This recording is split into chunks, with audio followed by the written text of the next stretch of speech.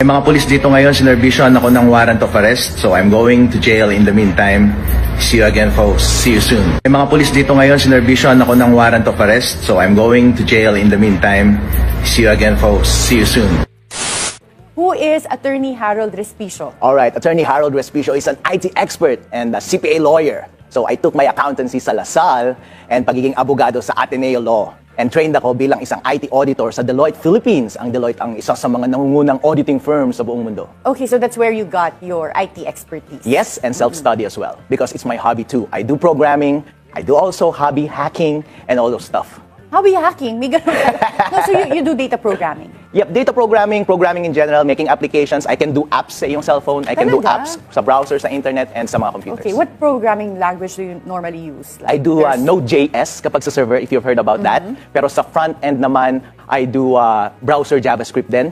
Pero Java, I've heard of Java, yep. Yeah. Pero kapag cross-platforms, kasama ng browser sa iOS at saka sa Android, gagamitin mo yung Flutter na developed by Google. Okay, in self-study, ang galing. Because I did statistics before that I learned programming languages, like more for data, and then R. There's also Python, but I don't use so much Python. Pero it's my first time to see na self-study. Yes. And so, how does this relate to becoming an IT expert that also can detect any irregularities in the election system?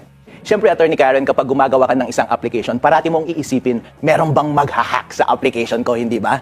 Okay. So, kaya kapag nag-uusap tayo about computer systems, katulad ng automated counting machine, ang unang concern dapat ng gumagawa ng program na yon ay paano ba ito ma-hack?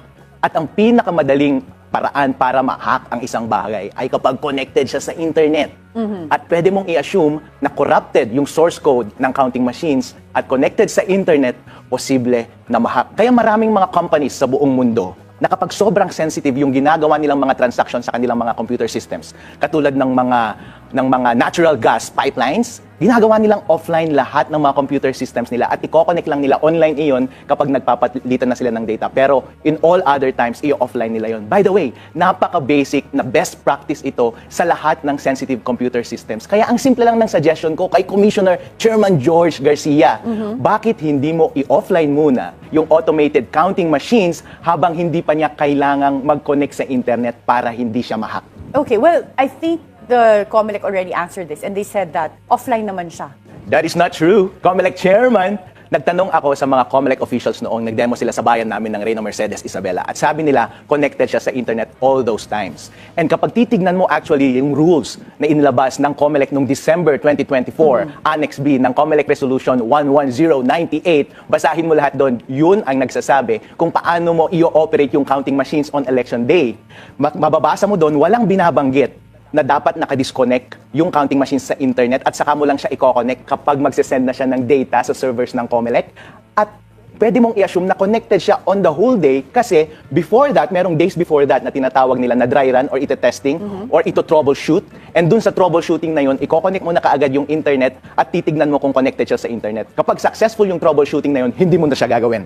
Okay. And pagdating sa election day, i-on mo na lang. So walang explicit na instruction na dapat i-disconnect mo and then i-connect mo na lang kapag magsasend ng data. Yun ang sinasabi ko. Kasi ang implicit doon na connected siya sa internet the whole day. Therefore, kapag hindi ka naging explicit sa rule na dapat i-disconnect mo na siya at i-disconnect mo na lang at i-connect mo lang siya at the right time, connected siya the whole day. So, kailangan liwanagin ng COMELEC yun. Mas maganda, siguro, Attorney Karen. Instead na sabihin ng COMELEC na hindi naman siya connected sa internet, COMELEC, Make mas it maganda. explicit in the rules. So Gawin mo you're malinaw sa mentioning rules. this Annex B, and you're saying that there, it's not clear that it is disconnected. Meaning, you're basing your criticism on what is written in the rules. But in terms of how it really operates, did you clarify this with COMELEC? I did clarify that. Sa isang COMELEC official sa bayan ng Reyna Mercedes Isabela on their demo day, I asked him, are there any provisions in the rules na nagsasabi na nakadisconnect siya sa internet? Sabi niya, hindi. Connected ba siya, therefore, sa internet on election day? Sabi niya, oo. In the last elections, connected ba siya sa internet? Sabi niya, yes, sir. Patay tayo dyan, sabi ko. Okay. And let's go back because at the start, we wanted to get to know you better, but you went right away to saying that you're an IT expert and that is why you found these, what you claim to be loopholes or gaps in the integrity of the elections. But let's go to your background. So, you are a product, as you said, of LaSalle. Yes. Is that where you took your accounting degree? Yep, DLSE. And then law from Ateneo. But when we watch your vlog, magaling kang magsalita. Actually, when I saw you nga, you not only speak as a lawyer, but you're very relatable to everyone, yung kaya mong magsalita na pangmasa rin. Okay, and but what are your platforms? Why do you want to be a vice mayor? Alright, Attorney Karen, nakilala ako bilang isang attorney sa aming bayan na nag-e-expose ng mga kakorupsyonan ng mga opisyal ng government namin. Actually, doon ako nakilala, doon ako sumikas sa social media, at yun yung primary platform namin para mangumpanya ngayon. Kaya ngayon, doon din kami nag-i-invest doon sa platform na yun na maging malinis naman for once. Maging transparent tayo sa lahat ng transaksyon ng gobyerno para alam ng tao yung totoong pera ng bayan at sila mismo ang makinabang sa lahat ng pera ng bayan. Kasi kung 100% transparent ka, Attorney Karen, sa lahat ng transaksyon ng gobyerno, walang tsansang manakaw ang pera mo. But if you are successful in doing that, yung pag-expose mo, hindi ba mas effective na huwag ka maging part ng government? Because once you're in government, you'll be, one, the person that would be taking the position. So paano, how can you criticize yourself? Or the people around you who work with you? Ang problema, Attorney Karen, kapag nasa labas lang ako, paano yan kung yung mga nakaupo sa gobyerno ay hindi nakikinig? Eh di para lang ako ngaw-ngaw ng ngaw-ngaw. Oh, pero hindi ba sila nakikinig? Wala ka bang successful na napaprosecute because of your exposés? Malamang nakikinig sila, Attorney Karen, at nasasaktan sila, kaya nga kinasuhan ako ng cyber libel. Okay. So ito ba yung 2 weeks ago, ito ba yung narinig namin na hinuli ka because of a cyber libel case? Yes, inaresto ako sa bayan ng Reyna Mercedes, Isabela, dahil sa ikinaso ng kalaban namin sa politika, ng mga respisyo din, dahil nasaktan sila dahil sa mga expose na linabas ko, dahil sa mga korupsyon na nangyayari sa aming bayan. What happened to that case? Andun Because pa now rin- you're sitting here. Yeah, You have to file bail. Nakapag-bail ako, Attorney Okay. Karen. Laya ako, kumbaga. Naaresto ako, pero in the meantime, laya ako. Okay, and of course, you're fighting that out in court. Lalabanan natin sa korte, Attorney Karen. And now, with your family, what are your plans? Should you win, ngayon ba saan ka active na social media platforms? Facebook lang, Attorney Karen, pero Facebook. nagpa-publish tayo sa TikTok. Marami ring views doon, maraming nagba-viral doon. Halos umaabot ng 1 million views yung mga viral nating mga post. May mga post din sa YouTube at sa mga ibang platforms. So are you gonna continue posting and doing your vlogs kahit, let's say, makakuha ka ng seat as Vice Mayor? Yes, Attorney Karen, kasi doon tayo nagsimula. At actually, doon lamang nilang makikita kung tama yung sinasabi ko. Nambobola lang ba si Harold nung kumpanya? Gagawin ba lahat ng ipinangako niya during kumpanya? Mapapatunayan natin yan kapag nakaupo na ako. At ipapakita ko po sa inyo, taong bayan, for the first time, ang lahat ng transaksyon ng gobyerno. Mag-e-enjoy tayong lahat. Kasi ang dami palang pera ng ating bayan at mararanasan natin lahat ng benefits. So yung vlogs mo will also be about what you do? Yes, As in governance, for example. Magiging ang topic natin kapag nakaupo na ako about everything I do sa government at lahat ng nangyayari sa aming bayan. Kasi interes ng tao na malaman kung paano minamanage ng kanilang government official ang pera nila at ang bayan nila para lahat ng katanungan about sa korupsyon at pagnanakaw ng pera ay masasagot at maramdaman nila ang lahat ng benepisyo na ibinibigay sa kanila. Okay, now let's go to your criticism of the integrity of our upcoming elections. Kung saan candidate ka rin, paano ba napunta yung attention dito sa sinasabi mong irregularities sa vote counting machine? Actually, Attorney Karen, meron kasing campaign ang COMELEC na mag-demo sa mga barangay, pati sa mga kandidato. Nung araw na yon, January 24, yun yung time na nag-demo sila sa aming mga kandidato sa bayan ng Reyna Mercedes, Isabela. At naisip ko na opportunity ko na rin yon para intindihin yung sistema ng automated counting Okay, machines. so at that point, you were not critical? I was not critical. I was not critical. And then I just asked the right questions. Bilang IT expert at bilang auditor, expert tayo dyan magtanong at mag-cross-examine bilang abogado. So tanungin mo kung nasaan yung mga vulnerabilities. Kinausap ko yung head ng COMELEC, tinanong ko yung question, hindi niya masagot. Inamin niya na hindi siya technically savvy. Ipinatawag niya ako doon sa provincial head ng COMELEC. Alam mo yung ginawa sa akin ng COMELEC? Pinagalitan niya ako, Attorney Karen. At sabi niya, masyado daw akong pakialamero at masyado daw akong nagmamagaling. Ang inaasahan ko lang naman sana, ang rine-request ko lang naman sa kanila, sir, nagre-raise ako ng technical. Pwedeng technical ka rin sana sumagot para ma-satisfy naman lahat ng curiosity ko. Dahil sasabihin ko to sa tao kung sakasakali, kung hindi mo masagot. Since napagalitan na ako ng COMELEC, wala akong ibang magawa, kundi i-bring ito sa attention ng public para ang public mismo ang magtulak sa COMELEC na baguhin yung napaka-obvious at napaka-simpleng kahinaan ng kanilang sistema. So that's what led to your vlog, Yep.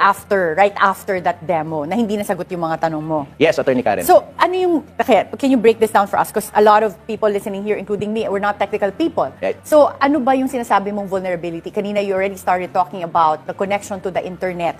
So, can you explain to us what are these vulnerabilities that you claim to have seen dun sa vote counting machines? Alright, bago natin i-discuss yung mga yan, kailangan nating intindihin kung paano nag-ooperate yung mga automated counting machines. Alright, Attorney Karen, on election day, pupunta ka dun sa polling precinct, merong automated counting machine, isushoot mo yung boto mo, nag-i-score. Parang basketball, may running score, hindi po ba?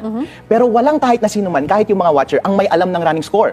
Yes. Malalaman mo lang yung final score kapag nag-print na yung election return. Nandun yung final score. Ngayon, kung meron mang isang masamang elemento sa mundong ito na gustong baguhin yung final score na walang taong may alam, gagawin niya yun bago mag-print ng election return. Babaguhin niya, kokontakin niya yung automated counting machine at papalitan niya yung score. Kailangan mong i-acknowledge yung vulnerability na yun bilang IT expert. Kaya ang suggestion ko is, huwag mo munang i-connect yung voting machine doon sa internet bago mag-print ng final score. Para walang oportunidad ang kahit na sinong hacker na baguhin yung final score doon sa makina. Kasi Attorney Karen, kapag na-print na yung election returns, may kopya na yung mga watcher. At malamang yun na rin ang isa-send ng automated counting machine sa server ng COMELEC. Yun yung lalabas na final results. Malamang magmamatch na yung final score at dun sa server ng COMELEC. Kasi kung iba yung final score at saka iba yung sa server ng COMELEC, magkakaroon tayo ng revolution sa ating bansa, hindi po ba? Kaya critical na yung very first instance na maglabas ng final score na walang may alam, dapat walang access sa internet. Kasi by the way, Attorney Karen, sabi na rin to ng COMELEC, mahalaga lang ang connection sa internet dahil magpapadala ng data ng final score ang counting machine doon sa server ng COMELEC. Okay, hindi pala kailangan ng internet habang bumoboto at nagpiprint ng election return. Pwedeng i-connect mo na lang siya sa internet kapag magpapadala ka na lang ng data at na-print ng election return. But isn't this addressed, yung risk na ito, by the system that we had before? I know in the past elections, meron pa nga tayong mga third parties that can audit and they do random auditing. And they compare the actual election returns, the number of votes supposedly from the machine, and the actual ballots inside the machine. So mako-compare mo physically yung shaded ballots with the tally. Alright. The problem with random auditing, Attorney Karen, is paano kapag bilang hacker at may access ako sa lahat ng automated counting machines. Actually, hindi ko naman gustong dayain lahat yan eh. Halimbawa, dadayain ko lang lahat ng resulta ng election sa Reyna Mercedes. So meron lang akong specific na counting machines na gustong dayain. Yung ibang counting machines ayaw kong dayain. Paano kapag yung pinik doon sa random audit ay yung mga counting machines na hindi dinaya? So pwede ka bang mag-come up ng conclusion na sasabihin mo, totally walang dayaan sa ating election? The only way na masasabi mo na totally na walang nangyaring dayaan sa ating election is kapag i-review mo lahat ng counting machine, isi-secure mo lahat ng ballot boxes at manually mong i-compare yung electronic results at saka dun sa kinount mo doon sa ballot boxes. Malamang hindi ginagawa yun ng COMELEC. That is why it is very irresponsible para sa COMELEC na sabihin na just because mayroong random testing or random audit ng mga returns ay totaling wala nang nangyaring dayaan. My only concern is, COMELEC, itong suggestion ko na ito is walang mawawala sa'yo. Walang mawawala sa botante. Ang aim natin ito is yung i-minimize yung napaka-obvious na risk. Bakit ayaw mong gawin? Yun lang ang question. I appreciate yung random testing and other tests. Gawin natin lahat yan. Pero itong pinaka-obvious na ito at given na given, bakit ayaw nyong gawin? Okay, so, but paano ka sigurado na talagang nakakonect sa internet? Because I think, as like I've said earlier, COMELEC already stated that they will disconnect it, right? Like, hindi naman nakakonect sa internet. And in fact, for areas that are far-flung, I don't think they have the capacity. Will they have the capacity to have it connected to the internet the whole time? They will have Starlink, Attorney Karen. If you read that Annex B and the other rules of the COMELEC, actually napaka-high-tech ng COMELEC ngayon. In areas na walang internet connections, meron kasi silang, may Starlink. Meron silang Starlink, satellite ang magpro-provide ng signal, connected siya sa internet. And ang hope ko lang, Chairman George Garcia, kapag yun ang sagot at yun ang totoo, no problem, tatahimik ako, itatapon ko yung susi sa aking labi. Hindi na ako magsasalita. Pero Chairman George, baka lip service lang yan. Yung mga tanong ko sa mga COMELEC officials before, sabi nila connected sa internet, sir. Alright, pwede bang Chairman George Garcia, wag mong i-connect sa internet sa pamamagitan ng pag-amend lang sa ating rules? Isa lang po ang gusto kong idagdag mo na sentence doon, Chairman George Garcia. Ilagay mo lang doon, do not connect the automated counting machines sa internet on the day of the elections. Does that address your concern, though? Yes. Like, what if at the time that they are transmitting the results, then the hackers can amend or alter the total count? Alright, if you only connect the automated counting machines at the time na magsisend sila ng data from the machine and to the server ng COMELEC, yung election returns, Attorney Karen, sabi ko sa'yo, true score, na-print na yun. Okay. Try mo kayang baguhin yun, hacker, kung hindi tayo magkakagulo sa Pilipinas. Okay. And nung nagkaroon ka ng vlog noong January 25, right after this demo, did you expect na may potentially magka-legal case ka? Kasama lahat yan sa konsiderasyon natin, Attorney Karen. Simula nung umpisa pa na tumatakbo ako bilang congressman at ngayon vice mayor ng bayan ng Reyna Mercedes, Isabela, kalaban natin ang lahat ng pinakamakakapangyarihan sa ating gobyerno. Isinasawalat natin ang lahat ng kanilang kakorupsyonan at kadayaan. Yun lamang ang gusto kong gawin. Kung may mababangga ako, gusto nila akong patayin, malamang.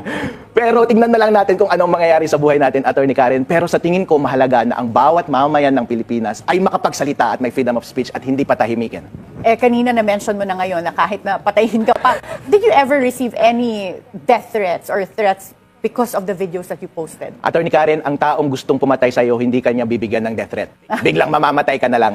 Okay. Pero marami akong So, meron naririnig ka na natanggap ng mga na second threats? hand. Okay. Ng mga second hand, hindi direktang sinasabi sa akin, pero sinasabi nila, Harold, kumuha ka dapat ng security detail, ikaw yung number 1 na target dito sa Isabela, at maybe this time sa Philippines na, I don't know.